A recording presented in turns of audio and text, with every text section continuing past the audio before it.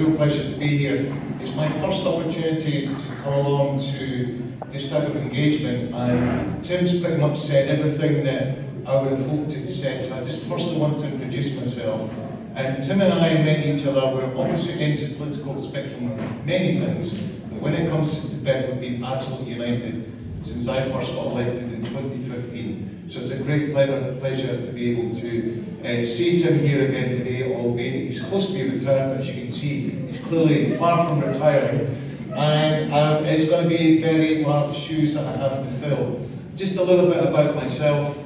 It's actually 33 years ago that I actually was in Dharamsala when I first learned about the uprisings. As a young man, I was 22 years old, and meeting other young men and women, and also first generation Tibetans who fled all those years ago in 1959 into North India and also into South India. So I learned really my first politics, international politics, through the struggles by the Tibetan people.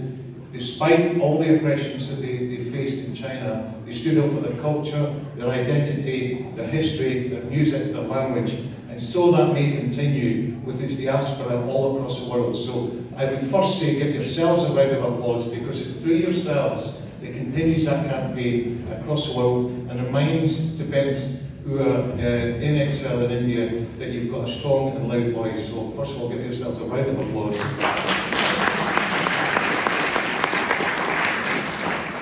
As you can probably tell from my accent, I'm from Scotland, and as you know, Scotland has got its own campaign for its own independence.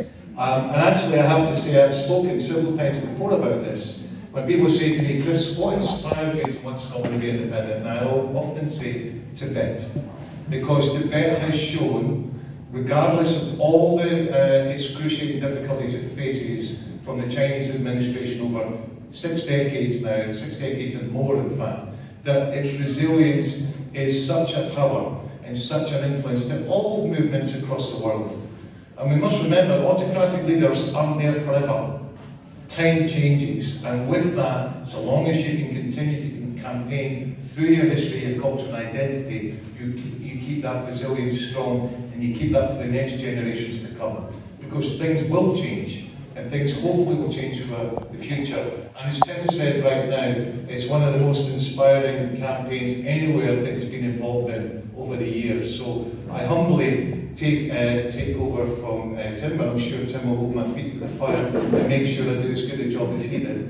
And Tim and I actually went to the Tibet conference in Riga just a few years ago. It was the first World Conference that I had attended, and I hope to attend parliamentary time permitting to the one in Japan this year. And also Tim and I got the privilege to meet with the Dalai Lama in 2018, if I'm not mistaken, in the autumn in Dharamsala. So, and I hope to return. So I will be in Parliament. By all means, any questions, anything you want to put down in Parliament, please come through our all-party group. It's now re-established, and I look forward to meeting some of you in the next coming hour. I've actually nipped out from, there's a very big debate tomorrow and Wednesday, which I'm leading for my party, but I thought, sod it, I want to be here and say hello to everyone. So thank you, and thank you for inviting me.